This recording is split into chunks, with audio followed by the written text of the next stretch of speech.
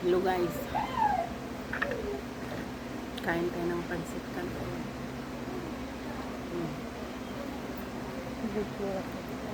Napapanood ako ng anak. Yun ang nagmumukha.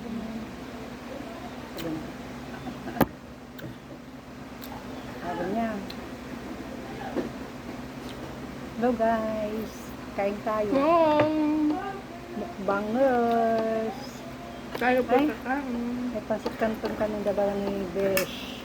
Siya. Hello sa mga followers ko dyan. Followers ni Ate Wilma, tsaka ni Ate Maxi. Siya. Ate Hi, Sheila. Besh. Kain tayo.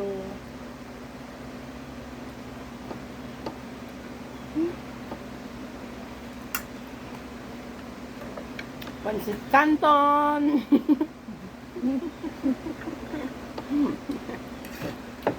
Flavor niya, sweet and spicy. Sweet and spicy. Tsaka Angel's Burgers. Ang nagluto niyan ay si Ras Abilia.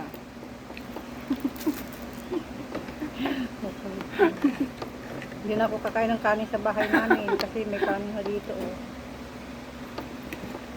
May